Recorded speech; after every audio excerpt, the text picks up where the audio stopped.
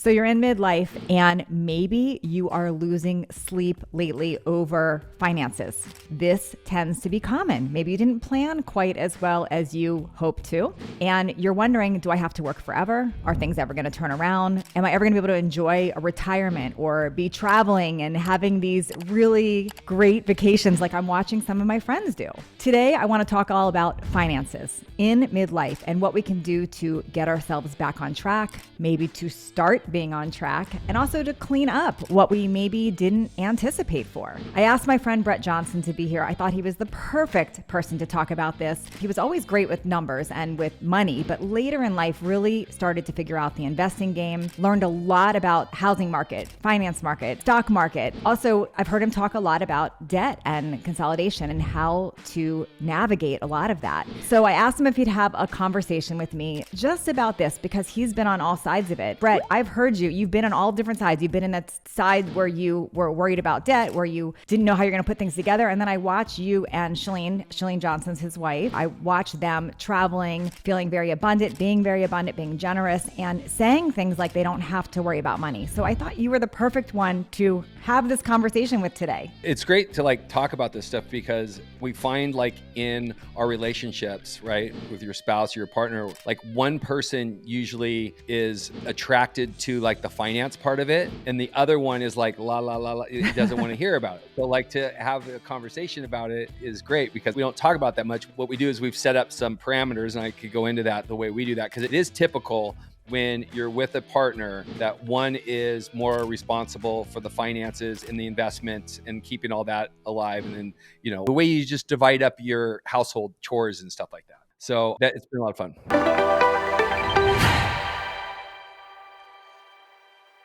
Yeah, I have so many questions for you. I'm going to start with the one that I tend to get from women, especially a lot. They say they'll message and say things like, I'm in my 50s or I'm in my 60s and I was hoping to retire soon. I'm watching other people on social media talking about these great trips or these great things they're buying, and I'm working full time. I don't have expendable income. I'm nervous about this. I have to be conservative. And I don't know what to say to some of them. I wanted some guidance there too. What do you think is happening there? It seems to be very, very common. Yeah, it is 100%. Investing and growing your wealth is a long game. And I know you just put me in a scenario that is wait a second, we're getting towards the final quarter of our life and we're still working and not being able to set aside extra expenses for fun things. But more than likely, so let's just call a spade, more than likely you were doing a lot of fun things back when those people were doing the things that they probably were supposed to do. Probably. That's kind of it's probably the trade-off. I find that more times than not is they were busy doing living life and doing all the fun things. And then all of a sudden life creeps up on you and you're like, oh, wait a second. I didn't do any of that stuff that I was supposed to do. And now it's almost like cramming for the final in college the night before. And you didn't go to class. You didn't read the book. And you're like, oh, I got to pull an all-nighter. So you pretty much, that's the equivalent. It's and I like to also equate it to a lot of things that your audience knows is fitness. And you've preached this for years. You're not getting your body for one workout. Totally. You're not going to get the body you desire after a week, a month. It might take a couple years. And that's the thing where people with investing too, it's hard for people because you start investing and the growth is so small at the beginning. You're like, is this even worth it? I could just take this out and go to Greece and have a great time with my girlfriends or, so I get that. But the reality is, because there's going to be some people listening. So let's just address those people first. There's going to be some people listening to this that are in their late 20s and in their 30s. Start now. And now we can talk about what happens if you're 50 or 60, yes. But start doing all the things that I'm going to talk about and we're going to talk about today. Start doing them as early as possible. Yeah, I agree with that. That's actually good advice. And I know your children do that. You talk about that a lot with Brock doing that and being really, really smart with that, which is amazing. I want to ask you, I'm going to start with kind of an odd question, but I've always heard that if you were to take and swap people's incomes, so you were to take people that had a lot of money and you took people that had no money and you were to swap their incomes, in a year, they would end up back where they originally were, because they have that knowledge. They already know. And I actually think the same when I look at fitness and weight loss. Somebody that was once fit, if they lose their weight, sometimes they have an easier time getting it back than someone that's never experienced it. They've done it before. Yes. Yeah. So I want to kind of start with that question. If you were to like lose everything right now, like you still have a job, you can still earn, you can still earn, but you were to lose everything, all of a sudden your stocks, your investments are gone, your real estate's gone. It's just gone flat. Yep. What would you do? First of all, I would make sure that I don't have debt. So that would be my first. I would go, okay, what's my credit card debt? What do I have to pay monthly in order to live? I would get rid of that as fast as possible. And how would you do that? Like, what would be your, how would you all even extra, think? all extra income goes to paying off the debt. And I say one or two things. If you're the type of person when you're paying off credit cards, so let's say you have 2 credit cards, right? And everybody's like, there's some theories like pay off the one that has the highest interest rate first, because that makes the most sense because you're paying the most. And other people say like pay off the one that has the lowest balance. So here's what I say. If you are one of those people that like need a success, a win, like you need to like get on the scale and go, yes, I lost 2 pounds this week, right? And it keeps you motivated. Then I would pay off the least amount, like the least balance first, because that's going to give you a big win. You're going to be like, okay, I'm down to 1 credit card. Okay.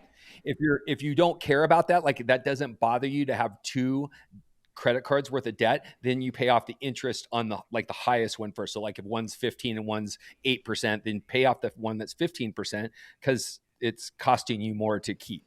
So it depends on your human nature. Cause I really think like, just like you said, like with investing and just like anything else in weight loss or anything, any habit, you have to like be able to like feel good about it and like get a win so that you feel like I can keep doing this. I can keep doing this. So that's the way I would get rid of debt first.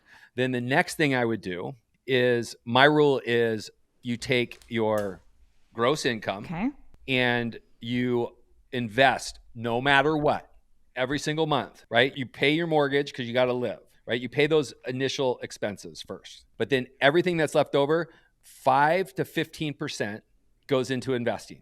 Now, if you are later in life, you better make it sure it's the 15. So you got to accelerate those deposits. You have to get bigger deposits, because what's going to happen is when you're 40, 50, 60, you're already behind the 8 ball. You haven't had all those years of compounding, right? Basically, the rule of thumb is like every 7 years, if you just keep your money in like a conservative S&P index fund, your money's going to double like every 7 to 8 years, even if you're not adding to it. So if you just keep it in there, and it just, because the stock market is about 11%.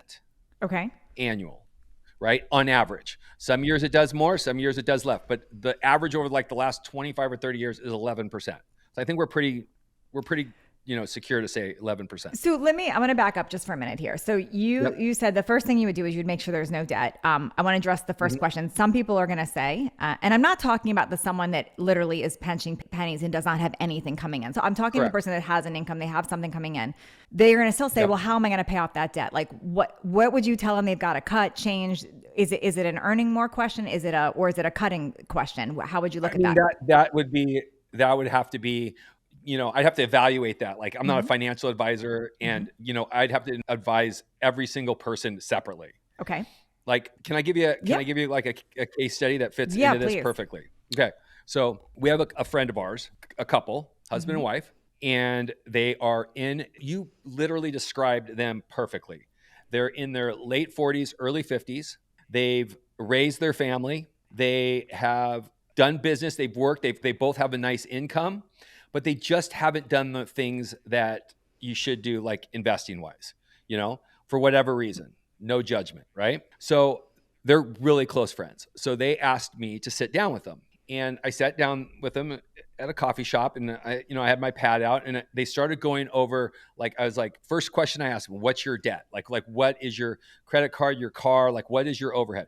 Now, they had a COVID situation where they had a business that kind of got them a little bit underwater. Okay. So they had this overhanging business that they don't have anymore, but they still were paying, they had a brick and mortar. Okay. So they had that loan. And so we're sitting there talking, and they're going over all their finances, and they are about $300,000, with everything. Okay. Okay. Credit cards, car, and the loan from the previous business. So now you think about that $300,000 is just weighing, like that's where all their money's going to. So they can invest. Okay. But they own their house. Okay. They owned a house. Okay. This is where my theories are going to get like a little controversial. But you asked the question, if you want to have a fun retirement and you want to not worry about stuff, they had a house. I was like, okay, so, and it was a nice house. They live in a very prominent state that has high, and they've been in there for 10 or 15 years. And I said, how much do you owe on your house? And they said about 700,000. And I said, how much is your house worth? And they said, probably 2 million. Oh, so I already know where you're going to go. You're going to say you told them to sell the house, I'm assuming, right? Yeah, but literally they came to me and they were like, we're broke and we're drowning. And because their expenses, they couldn't, like they had the mortgage on the 700, they had the 300, like they couldn't get out from underneath that. And it was stressful. And they both were like, you could just see it in their faces. I was like, you don't have, you guys are fine. And they're like, what are you talking about? I'm like, sell your house right now. $2.2 million. Pay off your 700. You have 1.5 million, whatever you have to pay capital gains, and you have to pay the realtor, right? Whatever. So you're going to maybe get a 1.1 or 1.2, right? I'm doing the math real fast. Your 300 grand's gone, right? Pay that off. You're at $800,000. Stress is gone then. $800,000. Take $600,000 and put it away. That you have no more debt. Go find yourself a nice place and lease. You don't need to have a house. The crazy thing is everybody got sold this bill of goods. Like you got to have a house to be the American dream. It's a joke. Yeah. Talk about that for a minute. I've heard you talk separately about have a place to live. Yeah. So talk about that. Like, people always. Where did that come from? Where did that come from that we have to own? Marketing. You're a marketer. Marketing. Banks did a really good job in like the 50s. Wow. Because who makes the money? The bank. So why do people have this story though, that if they're renting, they're throwing it away? Or because they are, if they don't invest the difference. Okay. Talk about that. So we're back into this mindset. So like you're just like the credit card thing. If you're the type of person that needs to you can't have two credit cards, it stresses you out, then pay off the one first. If you don't care, then pay off the highest interest rate first. Going right back to that same old thing. If you're a person that will not be disciplined and save and put 5 to 15% away every single month, then buy a house and let it then be house poor. Because that's what they were. Right. They're poor in terms of like, we're drowning, but you have a house that can get you out of it. Right. So they made a good decision. They made a great investment. They got their house and they had it for 15 years and it was in a great market and they bought probably low and they could sell it. So there's you just have to get out of that stigma, like owning or renting. Like, I mean, I could buy a house here in Miami and we have a house in California, but now it's a rental, but we rent here in Miami. Yeah. And I'm not throwing it away. People are like, you're throwing it away. No, I'm not. If I were to go buy a house, first of all, you have to put money down. So once you put that money down, meaning a down payment, it's gone. Like, wait, what do you mean it's gone? No, it's not. Yes, it is. You can't make any more money. A house makes, remember what I said, Natalie, what is the S&P average over the last 25 years? 11%. Okay, what's a house go up in value average? I don't even know, but not 3? Wow. 3%.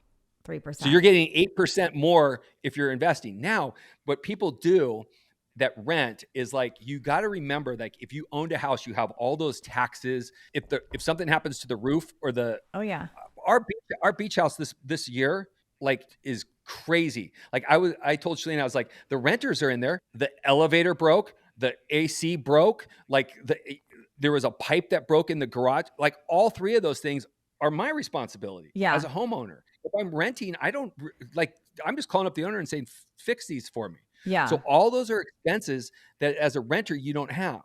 But what happens is people, when they rent, they just get in there and they just pay the rent. And then they have this extra income because they don't have all the expenses of the house. And they do what you just said. They just go spend it. Totally makes sense. They just go.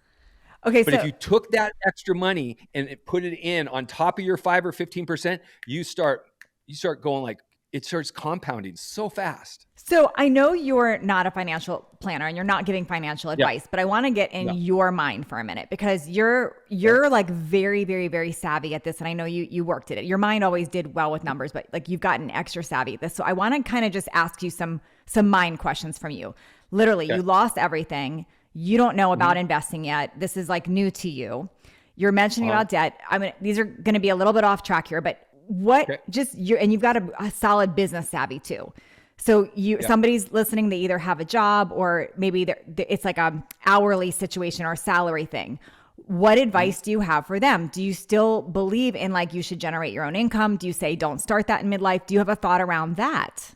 Well, I mean, if it's midlife, you might have to get something extra. You might have to, like, let's say you do have a job, but you've been doing this job for 30 years. So now you're an expert at it. So could you figure out how to turn that into some kind of like side hustle on the weekend or get extra clients or get extra money? Because you are behind, literally, you're behind the eight ball. Mm-hmm. Okay. How old's your daughter, Penelope? 18. She needs to start investing like tomorrow. That's when Brock and Sierra did. That's when our kids did. Like they need to start putting in a little bit at a time. It goes up so fast. Yeah. I mean, if you just think like every little penny extra money she puts in there, it just makes life so much easier when you have like money doesn't solve all problems, but it gives you options. No, I'm grateful that, I mean, back when we did college and got a career job, we always had like 401k. I'm so grateful that I did learned that early because at least I put that aside. I mean, I had 20 years before I even started a business of doing that. So I feel grateful because that's changed a lot. A lot of people not going to college or not working in corporate. So I think in corporate, we kind of learned that, it was like a standard thing that you would put money in for corporate. Like there's a book that Tony Robbins wrote, like it's called like The Money Game, and it's all case studies. And which is kind of weird that you don't think about him writing like a financial book, but he wrote this financial book and he's got a story in there, I believe, about a janitor at a high school. When he retired, like at 60 years old, he retired with like $5 or $6 million off a janitor salary and raised a family because he started like when he was 18 and just like understood like, okay, every extra bit of money goes into compounding and into the market. And I'm just going to let it work. I'm not even going to think about it. So, but at this age, like you said, whatever your income is, you have to change your habit or you're going to, or if you're 50, you'll look just like you are right now at 60. Mm-hmm. Same finances. So if you personally, again, back to you for a minute, if you personally had to start over and you had to think just quickest way to cash, besides investment, obviously we've got to invest, we know that. Would you be cutting more cost or focusing on how you could earn more? What would you personally be doing? Both. Both. Okay. I would literally, yes, I would both. I would downsize, whether if it's a house and I don't need a big house anymore. And if it's total up all those expenditures, if I have a ton of equity in a house, I would sell the house. Okay. And rent and put all the money into investing. And then I would do some kind of I would figure out some kind of side hustle. All of that extra money goes right into investing. I would literally pour everything I could into investing. And I would do usually when you're 50 or 60, like now I'm 55. Okay. Okay. And I don't want to have happen like what you just said. I don't want to lose it all. Yeah. Right. So I am slowly but surely like moving out of like some stock and moving into more like apartments, like where I'm not like owning the whole apartment. I might be in a syndicated deal where like it's more of a 4% return or 5% return, but I'm getting the equity of the property. And, people are always going to need a place to live and they're good properties in good states and all that kind of stuff. So because I don't want to have to I'd rather just let that money grow like that and like have more generational type wealth. But if I were to do it right now, this is very like backwards. When you're 20, like your Penelope's age and you're my kid's age, like Brian said, be flipping aggressive. Like she should be buying some crypto. I don't have $1 of crypto. I don't have $1 of cryptocurrency, not one. Like I don't understand it. I don't need to understand it because I don't need to get rich again. I'm going to ask you. I'm already wealthy, so I don't need to do it again. But the younger you are, the more aggressive you could be. And then when you get older, you're supposed to be less aggressive. But you just gave me a scenario where you're 40 and 50. You got to be aggressive. You have to literally take a shot. I'm going to ask you I've got a bunch of questions about just how you would even get started. Before I even go that, I want to address two sort of monkeys in the room that no one really talks about, and you're the perfect person to ask. Talk to me about like designer goods and people that spend a lot on cars. What are your thoughts there? And I know you've also changed over the years. You and Shalene, I've watched you change kind of over the years. What is your opinion about that? I know you guys even share a car right now. So I think so, if I heard that right. Talk to me about cars and your thoughts on that, like what you used to believe versus what you know to be true now. I just think they're a waste. And I think and we went through that stage where like Shalene was would get a designer bag and we would go on vacation, and that would be a treat to go like to, Chanel or Louis and get a designer bag. But like, Yeah, I know that. We're off on Brooks. Thank you for that. So I remember. Okay. But that's been like probably 15 years ago. Yeah, for sure. And so, I mean, there was a stage, but we didn't do that when we were broke. Mm-hmm. So we had that. We were able to, like, there's and I'm not sure exactly the lyrics or something. I think it's in a either Drake or Jay-Z rap song. If you can't afford it twice, you can't afford it. Oh, that's good. That's really good. So that's one of my other things with a house. Like, if you can't afford the down payment twice, you can't afford the house. Wow. So if the house is $1 million and you have to put 20% down, which is $200,000, if you don't have $400,000, you can't afford the house. That makes sense. So what about cars? Like, are you a fan of, would you tell somebody they should own their car outright and drive it until it dies, like drive it for years, or Yes. to lease? Okay, that's what I do. So I feel proud about that. But what are the people that lease a car, or they are constantly upgrading? Well, no, not the constantly upgrading. Like when it gets like the lease comes up, just bump it up. Like if your lease comes up, like buy it outright and then pay it off. Like there's nothing better than not having a car payment. Mm-hmm. Like get rid of all payments. Yes, all payments. Get rid of all payments that have interest on them. I don't remember the last, other than like our house interest rate payment. Like I don't know if we've made an interest payment on anything other than a house in 15 years. So if somebody's listening and they're struggling with a lot of this stuff, they're listening to what you're saying, but maybe they own 2 cars, they own 3 cars. You would first say maybe even downsize, make sure you're paying that off, or share a car, but you're not a fan of like having these big car payments at all. No. So you would rather drive something. When your goal is to retire with something, Makes sense. I mean, it's you have to pick your battles. Like if you want to just work for the rest of your life and you're okay with like not having like major security and you're just okay with that. Mm-hmm. All right. There's some people that are like that. There's some people out there that are like, they're living that way because they're, maybe, this baby boomer outfit that's ahead of us, they're sitting on trillions of dollars of home equity right now. Wow. And all that's going to go to us in some way, shape, or form. Mm-hmm. So there are a lot of people out there that maybe are waiting for that. Maybe they're waiting for an inheritance, or they're going to get money late. Who knows?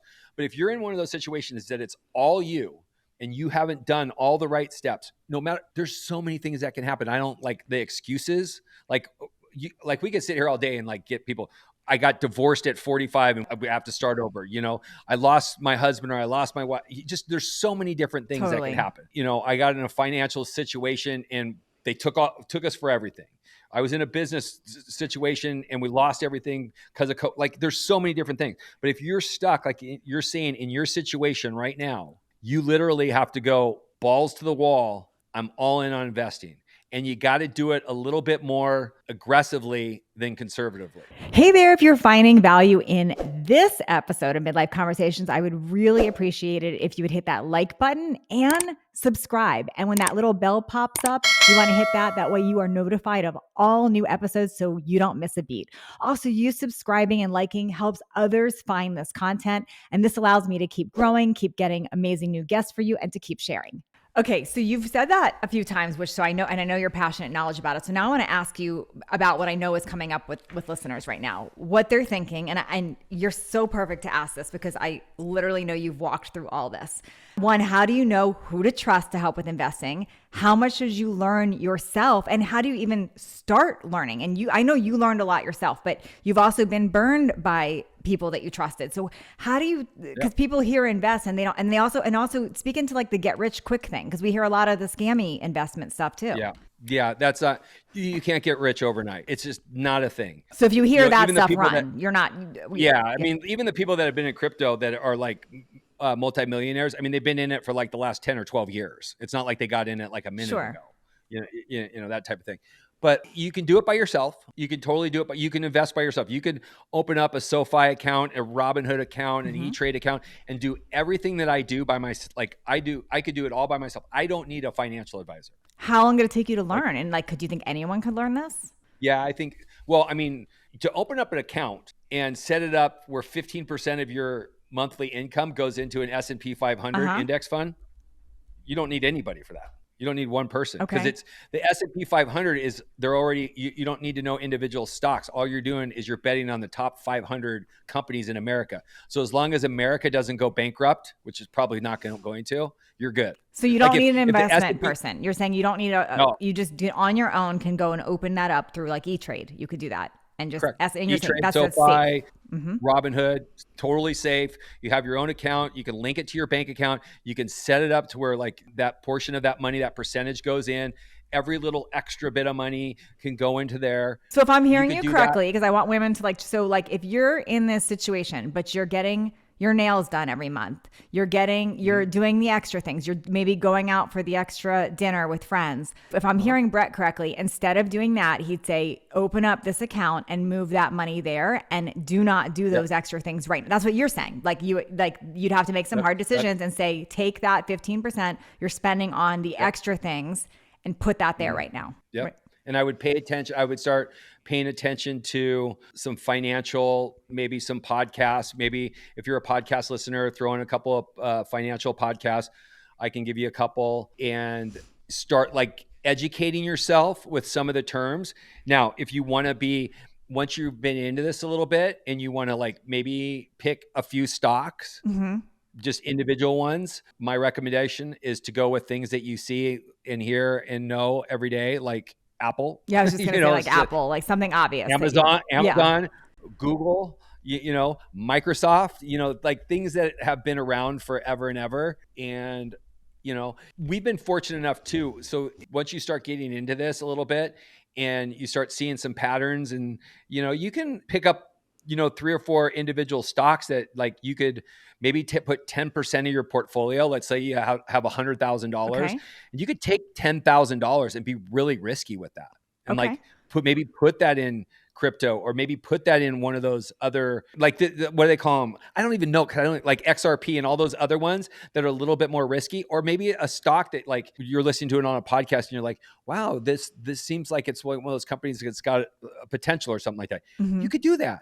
Yeah. I probably until you really, really understand it, I wouldn't do that. I would just keep it S&P 500 Okay. and just keep dumping all your money in there. And that's a long game. So speaking of, so when you put that in there, fast. It can go fast. It can go fast. Like it's fun. Everybody who's listening has ChatGPT. Yep. Right? You don't even need, and there's calculators that do this, like app calculators, but you can literally just go into ChatGPT and just say, okay, I'm starting off with 50,000, like, maybe $50,000 or something, right? And I'm going to put $50,000 in the S&P. And then let's say you figured out like, I can put $1,500 or $1,000 or $500, whatever the number is. That's my 15% every single month. Okay. For the next 5 years.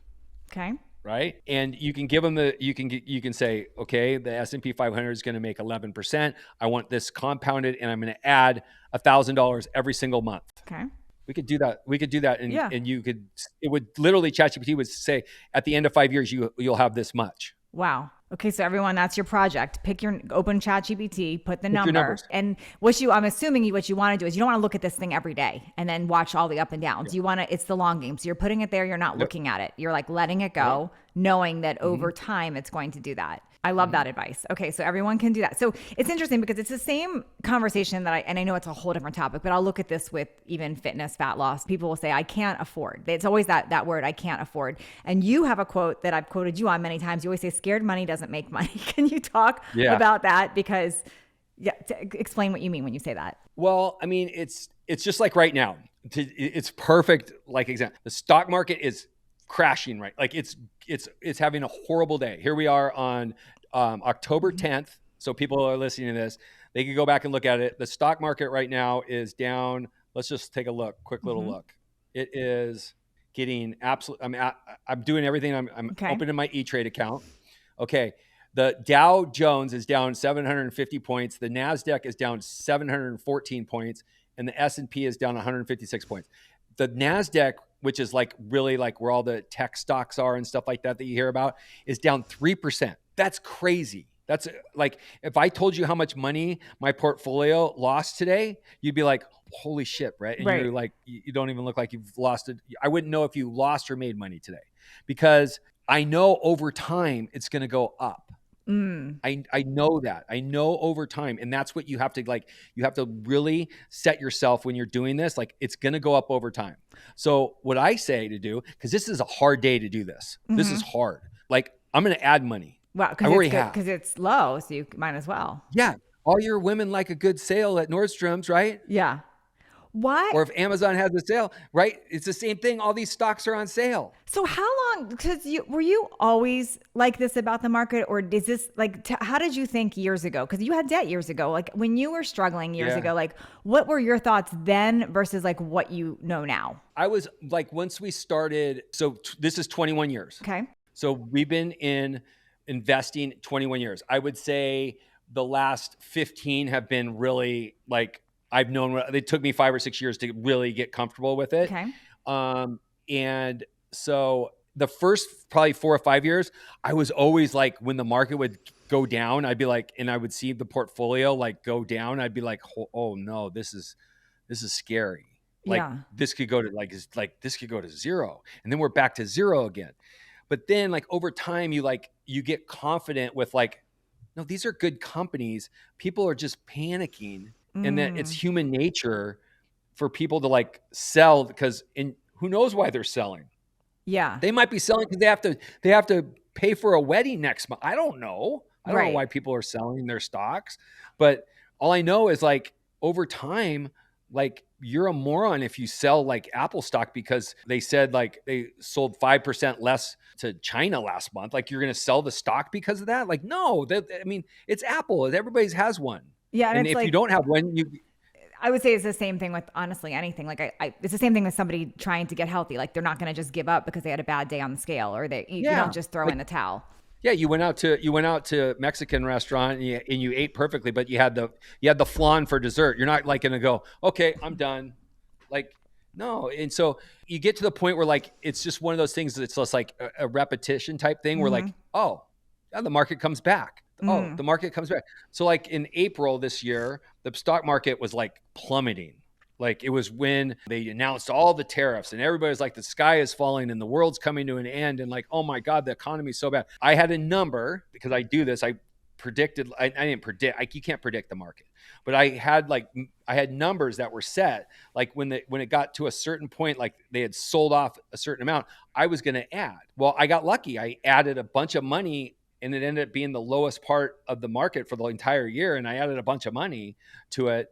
And so that's another thing. Like you could always have extra money too. Never try to time the market. That's why I'm always like, just do it every month, right? If you do it every single month, you put in, your 15% every month, and it's not going to matter. Some months you're going to pick it and it's on a high month, and a high time, and then other months you're going to pick it's low. So don't even worry about that. So, like over time, it'll all even out. It's interesting because you have this full knowing of like, it's all going to work out.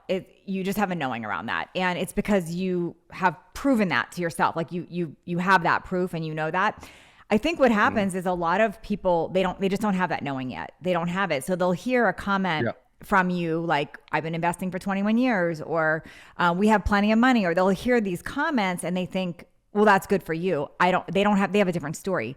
I'm assuming your advice is they have to almost start thinking like you, that they have to start thinking with that knowing. Otherwise they're not going to change. They got to trust.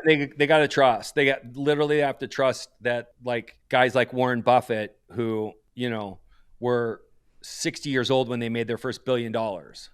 Right. I mean, you're like, that's crazy, but he's still like, you could Google like some of these guys that are like really, really wealthy and stuff like that. Like that are been in CEOs of these crazy companies, like, and $1 billion's a crazy amount, but a lot of them didn't make that until they were in like their late 50s or 60s. So it can be done. And I'm not saying like, you're going to invest in one of these corporations and you're going to become a multimillionaire overnight. It's not going to happen. But over time, like, if your life expectancy is going to be in this, 75, 80 years old, and you start now and you're like, you're going to be good. You're going to be good by the time you're 65. Like if you almost have to double down, right? You have to almost like catch up on time because you didn't do it earlier to have the gains and stuff like that. So you have to trust. And then if you don't, like, there's going to be people out here, Natalie, that are listening and they're just like they don't trust. Yeah, I the think market. the not trust thing is a big one. I had my own personal trust issue about housing market because I had lost my house back, in Yeah. 2007. So I understand where that comes from. If you had something happen, you build up your own belief. But the reason I wanted to interview you is like I feel like if we can get in the mindset of somebody that's actually in the space, that's what we need to learn from, not from our past mistakes. So when I think most people that are struggling, they're living in their past mistakes versus learning Sure. how did someone who got out of this, or how did someone that's succeeding, how are they operating? What are their beliefs? Because we have to act as if we have to assume those beliefs in order to make a change. That's what I think. Yeah. It's almost like, it's weird to say, but yeah, I mean, it's not painful. That's a Mm-hmm. wrong word, but it's not fun to look at your portfolio on a day like today and see it down like crazy. Yeah. But then I go, but it's been up so much this year. So, okay. So what's this doing? It's just giving me the opportunity to buy something cheaper, Yeah. which I know it's going to rebound. So then when it rebounds, it's actually going to make more. Makes sense. So it's getting in that mindset. It's like, and then if it never go, like just keep putting money in. And if something happens where if it keeps going down and down and down, like, Mm-hmm. and you're just like, you almost have to get to the mindset. It's just like, oh my gosh, is there anything that we can do right now to put more money in there? Because you're behind and Mm. you need something like this to happen. You need, like, if it just keeps going up and up and up, like at a steady pace, right? You almost need like a pullback Like the and housing get market. some money in. The same Yeah. thing with the Like housing get market. some money infused in there so it shoots up again. Yeah. There's another area that because I know you as a friend, I've seen this. And I think this has something to do with how good of a generator you are and how smart you've been with money. Like you and Shalene you have a very generous mindset, even when you didn't have extra. You've always had this and so whether people look at that as tithing or donating or helping people, you've always come from that place of abundance versus like we don't Mhm. have. Could you speak a little Yeah. bit into that? Because you've done that even when you literally didn't have all that extra. And I believe that has something to do with, I believe in money being energy and sort of like because you put out, it comes back. I don't know, that maybe that sounds a little weird or woo woo, but I watch that about people that seem to be successful over time. They tend to have a very generous mindset.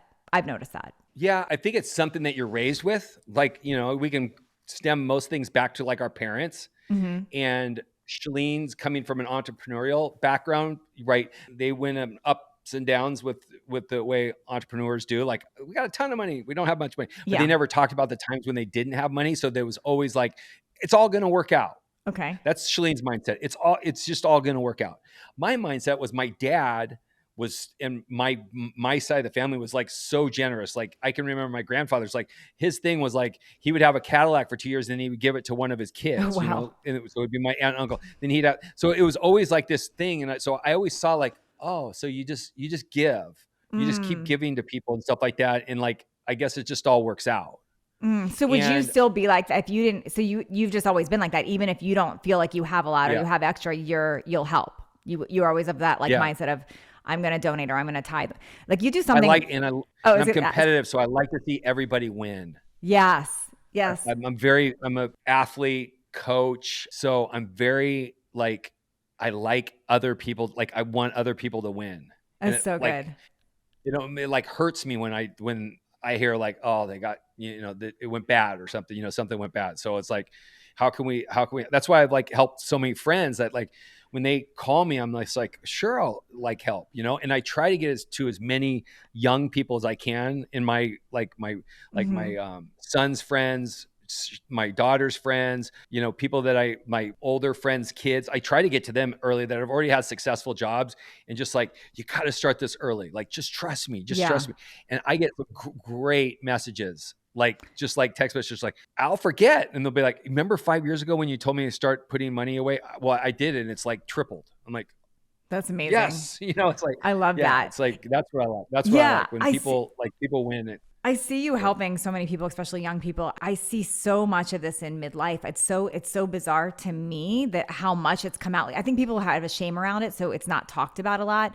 But I usually see this when I do like more like private surveys or I'm at like when it's not a public conversation.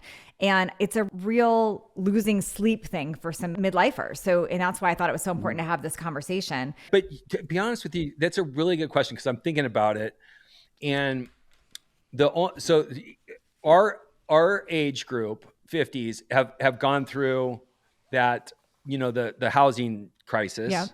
And then they went through a little bit of a recession, like coming out of it for about 4 or 5 years. And then the next biggest thing that we had was COVID. Yep. And, COVID was one of those things where more millionaires were made during COVID than anything, because It's people true. that had extra income saw that the market just crashed. And then we also had people that were scared to death. So it was like a mindset thing. Like, so people were like literally scared to death, like this is the end, and they took all their money out, and it ricocheted back so fast that if you took your money out, you lost. Yeah. You lost all those opportunities.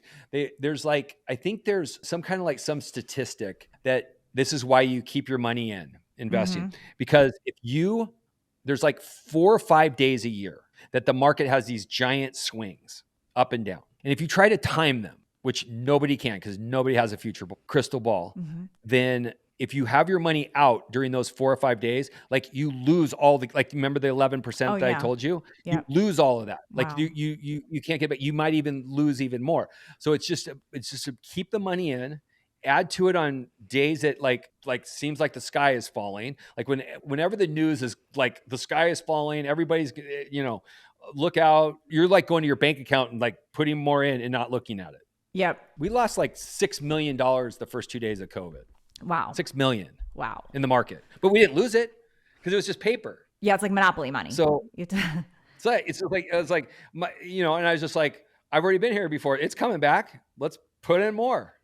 And it was like back up, and within a month, it was already back up and up a couple million over that. It was just like, it's just like, but I know people were texting me and they're like, I took all my money out. I'm done. Wow. I'm like, don't do that. What about people who it's different with their spouse? So like they have different opinion. Like maybe the woman's listening right now and she's like, I hear you, I want to do this, but the spouse has a very different opinion. Any guidance or advice on that to get couples on the same page? Well, I mean, you have to, like, if we're having this conversation about, you haven't done all the work and you want to have some kind of retirement and you want to be able to enjoy your 60s and 70s without like having to like have stress and work. I mean, that's the conversation. Like, hey, honey, we have no choice. Yeah, what we're doing is not working. We either do this or we just sign off on we're working into our 70s and 80s, and that's no fun. I do which has really helped with Shalene, because Shalene's doesn't care. Like, she's just like, just know that we have enough, and like, and Bret, I trust you to take care of it. So we have a shared note, which everybody can do. And it has every single one of our investments and bank accounts, not account numbers, just bank account, right? I update it every 2 weeks. So she just knows. So whenever she wants, she could just go in and go, oh, we're doing this. And I don't even know if she looks. Yeah. But then again, if something were to happen to me, she's got the number to the financial advisor, the number to the accountant, and that's all you need. Like those two people, and you'll she's on everything. So, but she'll know where everything's at, how much is in each account. Makes sense. Another thing that we hadn't talked about, like an emergency fund. Yeah. Like, like people that, like, it's important to have emergency fund because that's a security blanket. I don't know if I would but that's me. I'm a little bit more riskier. My gambling background still comes out in this way, that if I was stuck behind the 8 ball, I would still have the emergency fund, but I would invest the emergency fund. Wow. If that makes sense. Yeah. Because it could go up or down, but I need it, but I would take that risk. Wow. Do you think it's funny you mentioned the gambling thing? Do you think that is what actually helps make you such a good investor, because it's like you almost love that game, but you're doing a safer game now? Yes. 100%. Interesting. And it was everything. Even I always had that in me, even when I played sports and stuff like that, the competitive, because the gambling in me wasn't like, it was just a competitive thing. Yeah. Like I stopped playing sports and it was just like the next thing. Like I got addicted to something that was competitive because I wasn't playing competitively anymore. So it's more of a competitive thing. And I look at like the stock market as a competitive game. Like, okay, how can we make our portfolio go up even more? How can we put money here and here? And that's how I evaluate things. Like, will making these moves make our portfolio stronger, and will it increase it faster? And so that's kind of the way I look at it. So yeah, I mean, then I just had good therapy and figured out, like, it wasn't like I needed to gamble. I just needed some kind of a better outlet. Yeah. And I literally just poured all my attention into learning this stuff. So for those of you, I'm going to link up Bret's Instagram. I know he doesn't do a lot on Instagram, but he does share on his stories, and he shares some pretty insightful stuff with finances and tips there. But I'm going to encourage you all to really lean into this, because the way we learn things and get better is by learning from people that are actually doing it. I don't believe in we just have to go to the expert in the field. We have to I want proof of people actually doing it. Like if you want to better your relationship, you look at people that have a good relationship. You want to better your health, you look at somebody who has good health. Like you follow those people. So the reason I really wanted to interview Bret today on this is he's literally living this life. And I've watched him over the years. I've known him for quite some time now. I've watched him through the ins and outs, and honestly operating from this mindset. So if you're hearing him and you're saying, well, I don't know how to do that, or I don't want to learn how to do that, just going to encourage you to lean in and challenge that and try to learn, because that is how we get better and how we change and how we grow at these things. Exactly. You have to be willing to put yourself out there. And I know it's scary because it's money. Mm-hmm. It's like a scary thing. And people have serious hangups and mindset issues on money because their parents, use those words like, what do you think money grows on trees? We can't afford that.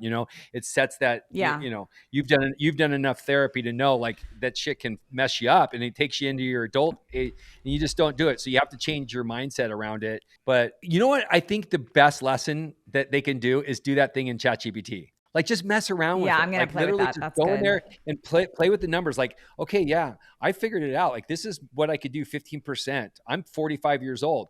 I have this much money. Oh, wow. He said like even emergency fund.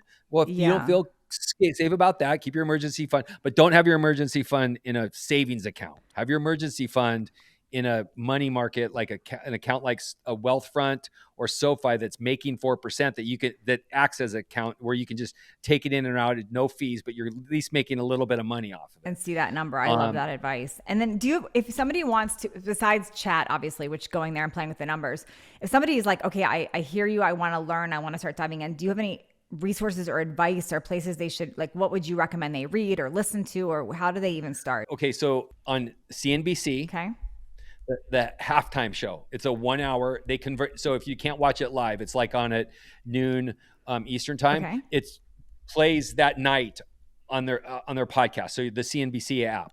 It's called the halftime show. And then the book that I mentioned, The Money Game by, I think that it's like The Wealth Money Game. It's some weird title, but it's Tony Robbins. And then Josh Brown. Who is he's a frequent guest on the halftime show. He has his own podcast called Compound and Friend. And he has some really great guests on there. And he's in our wheelhouse. He's probably 5 years behind us. He's got a kid at Miami. He's got a kid in high school. He's got, he's running this company. So he's, probably, mid to late 40s type of guy. But, he owns an investment firm, but he's got great guests on the way he invests and stuff like that. I like him. Okay. So great places to start. And then you can follow Bret. And then obviously I'm going to also link. So this is kind of fun. Well, Shalene's one of my super close friends, his wife, they have a podcast, but they have a Patreon where they do, it's now the Bret Show on her vault. So I'm gonna link to you, but you do share a lot of tips in there that I've actually picked up on and learned on. And I do, like we said on my stories, we have 2 major Instagrammers in our family. We don't need, like, we'd be the most. You're not one of them. I know that, but you do drop great tips when you do share in my story. So if you follow me, I do put stuff all the time. And like today, I didn't do it today, but normally I would have put in like, go buy today, like literally a reminder, like go buy stocks, they're on sale, like that type of thing. But yeah, so that's stories where to go. Thank you so much, Bret. You're so knowledgeable with this stuff and you're so good at explaining it. So thank you so much. You're welcome.